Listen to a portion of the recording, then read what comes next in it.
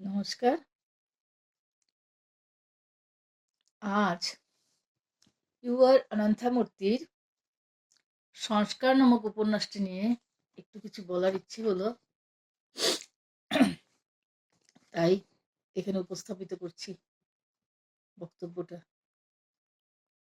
তো ইউ আর অনন্থামূর্তির সংস্কার নামক উপন্যাসটি কন্নড় ভাষায় লিখিত এবং উপন্যাসটি এত জনপ্রিয় হওয়ায় সেটি বহু ভাষায় অনুবাদ হয়েছে, বাংলা ভাষায় হয়েছে। তো আমার হাতের কাছে বাংলা ভাষার অনুবাদটি না থাকায় আমি রামানুজমকৃত অক্সফোর্ড ইউনিভার্সিটি প্রেস, দিল্লি থেকে প্রকাশিত ইংরেজি উপন্যাসটির ইংরেজি যে অনুবাদ সেটিকে অবলম্বন করে আজ আমার কয়েকটি কথা বলবো উপন্যাসটি সম্পর্কে। এখানে আমার বক্তব্যের শিরোনামটা হচ্ছে ভারতীয় ঐতিহ্য পরম্পরা, বিশেষ পাঠ ইউ আর অনন্তমূর্তির সংস্কার উপন্যাস। তো ভারতীয় ঐতিহ্য পরম্পরা, আমরা ভারত কথাটির মধ্যে যেমন ঋষির একটা উত্তরাধিকার পাই, ঋষিদের উত্তরাধিকার, ঠিক তেমনি ভারত কথাটি মধ্যে একটা দ্বিসাংবাদিক একটা দোতনা আমরা পাই, একটা বিনিময়, একটা আমার অংশীদারত্বের কথা আমরা পাই ভারত শব্দের মধ্যে। ভারতবর্ষ কথার মধ্যে একটু স্বাতন্ত্র্য আছে, তবুও আমরা ভারত কথাটার এই অর্থটা আমরা যখন গ্রহণ করি তখন আমরা এর মধ্যে একটা অংশীদারত্বের ব্যাপার, একটা রক্ষণাবেক্ষণের ব্যাপার আমরা পাই। এছাড়াও ভারত কথার মধ্যে আমরা জানি যে দুষ্মন্ত পত্নী শকুন্তলা অথবা কর্ণমণি কন্যা শকুন্তলা, যিনি বিশ্বামিত্র এবং মেনকার মিলনের ফলে সৃষ্ট হওয়া এবং যিনি পালিতা হয়েছিলেন ঋষিকুলে, তিনি ঋষির একটা উত্তরাধিকার বহন করছেন এবং তারই পুত্র ভরতের নামের সঙ্গে সঙ্গতি দেখিয়ে আমাদের ভারতবর্ষ কথাটা এসেছে। এটাও একটি মতান্তর আছে এবং সেদিক থেকে একটা ঋষিদের উত্তরাধিকার আমরা বলতে পারি। এবং আমরা জানি যে ভারতবর্ষে যে আমাদের উত্তরাধিকার আমরা বহন করছি, ঋষিদের উত্তরাধিকার বহন করছি। ভারতবর্ষ ঋষিদের দেশ, অবতাররা এখানেই বারবার জন্মগ্রহণ করেন। এদিক থেকে আমাদের ভারতবর্ষ সম্পর্কে যে ধারণা, যে বিশ্বাস, সেগুলো খুব পবিত্র বিশ্বাস।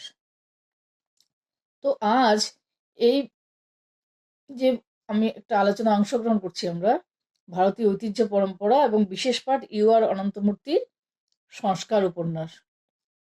তিনি কন্নড় লেখক এবং কন্নড় ভাষাতে এই সংস্কার উপন্যাসটি লিখিত হয়েছে এবং অনুবাদ কর্ম নিয়ে আমরা অগ্রসর হচ্ছি।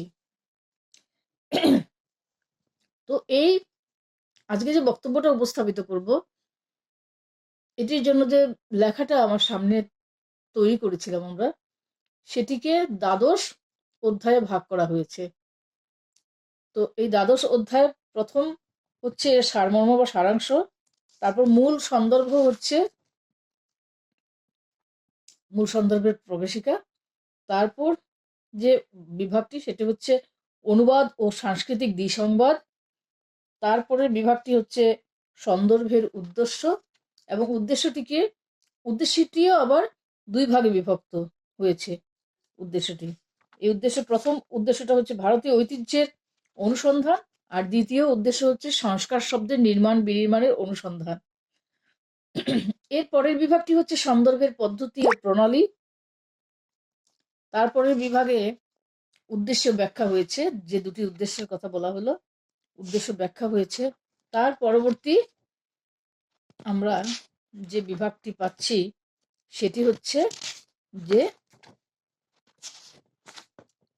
গবেষণার ফাঁকফোকর। এই যে প্রস্তাবিত অভিসন্দর্ভ গবেষণামূলক, সেটির ফাঁকফোকর। তারপরে বিভাগটি হচ্ছে উপন্যাসের আন্তর্বিদ্যা অভিমুখ। তারপরে বিভাগটি হচ্ছে বিশ সিদ্ধান্ত। তারপরে বিভাগটি হচ্ছে উপসংহার। তো এখানে 20 শব্দ হিসেবে, তো 20 শব্দ অধিকাংশ ক্ষেত্রে দেখা যায় মূল শব্দগুলিকেই সেখানে উল্লেখ করা হয়। আমি একটু বন্ধনের ভেতরে কোন কোন প্রেক্ষিতে বিষ শব্দটা তার সঞ্চার হয়েছে সে বিষয়টা একটু এখানে উল্লেখ করে দিই। কারণ একটি শব্দের মধ্যে তো অনেক সম্ভাবনা থাকে, উপস্থাপনার কৌশলে তো বদলে যায় অর্থ। তো যেমন শব্দের যে প্রতিশব্দ কথাটা, প্রতিশব্দের মধ্যে কিন্তু একটু একটা কাউন্টার করার ব্যাপার, একটা একটা উম একটা বিপরীত একটা প্রতিস্রোতের ব্যাপার আছে শব্দের মধ্যেই থাকে সেই শক্তিটা। তো সেই দিকগুলো লক্ষ্য করে কোন কোন প্রেক্ষিতে এই বীজ শব্দটার বীজের বীজের যে সঞ্চার সেটা বিকশিত হওয়া, সেটা বীজ হিসেবে সেখানে তার উপস্থাপনা, সেই বিষয়টা একটু ব্যাখ্যা করে দিই। বীজ শব্দ হিসেবে সংস্কার সংস্কারকে বন্ধনীর ভেতরে রাখা হয়েছে, রেখেছি শুদ্ধিকরণ, স্মৃতি, কর্ম, আচরণগত ছাপ বা বিশ্বাস, আমাদের ধ্যান ধারণা, এই সমস্ত। তো গুণ, তারপর আরেকটি বীজ শব্দ গুণ বন্ধনের ভেতরে রূপ, ভাব, আত্মার লীলা, মান ইত্যাদি। ৩ নম্বর বীজ শব্দ হচ্ছে পরপীড়ন, বন্ধনীর ভিতরে বাক্যজনিত পরপীড়ন, আচরণজনিত পরপীড়ন, চিন্তাজনিত পরপীড়ন। ৪ নম্বর বীজ শব্দটি হচ্ছে মৎস্যগন্ধা, বহমানতা, বিবর্তন, উৎস, গ্রহিতা। তারপর ৫ নম্বর বীজ শব্দটি হচ্ছে সংশ্লেষণ, মিথস্ক্রিয়া, বিনিময়, বিদ্ধকরণ। সংশ্লেষণটা হচ্ছে বীজ শব্দ, বন্ধনীর ভেতরে এই কথাগুলো আছে। তো এই সংস্কার উপন্যাস নিয়ে যে আলোচনাগুলো হয়েছে সেখানে নানা রকমেরই কথা আছে। সেখানে উত্তরণ, যে সংস্কৃতির ক্ষেত্রে উত্তরণ স্খলন এই বিষয়গুলো নিয়ে বিস্তৃত আলোচনা হয়েছে। বিভিন্ন সমালোচকরা এই আলোচনাগুলো করেছেন, বা ঐতিহ্য বা সংস্কৃতি নিয়ে এই আলোচনাগুলো উঠে আসে। তো আমরা আজকের আলোচনায় কোনো স্খলন বা উত্তরণকে লক্ষ্য না করে, বা লক্ষ্য করলেও মান্যতা খুব বেশি না দিয়ে আমরা দৌড়টাকেই দেখার চেষ্টা করব। সে দৌড়টাই আমাদের কাছে গুরুত্বপূর্ণ হয়ে উঠুক, এবং গন্তব্যের একটা ইশারা এখানে আমরা পাচ্ছি উপন্যাসে, কিন্তু যাত্রাই এখানে মুখ্য। শেষ পর্যন্ত আমরা লক্ষ্য করি গন্তব্যের উদ্দেশ্যে যে যাত্রা, একটা গন্তব্যের একটা আভাস আছে, এবং সেই আভাসের জন্য একটা আততি, সেই আভাসের জন্য একটা প্রতীক্ষা, এর মধ্যে একটা বহমানতা, একটা অন্তহীন একটা যাত্রার ইঙ্গিতের মধ্যে দিয়েই উপন্যাসটি শেষ হচ্ছে। তো সংস্কার উপন্যাসটির শিরোনামটা এরকমই, যে ইংরেজি যে অনুবাদটা সেটার মধ্যে পাই যে সংস্কার, রাইট অফ এ ডেথম্যান। এখান থেকেই বোঝা যাচ্ছে যে সংস্কার এখানে একজনের অন্তিম সংস্কার নেই। রাইট অফ এ ডেথম্যান যখন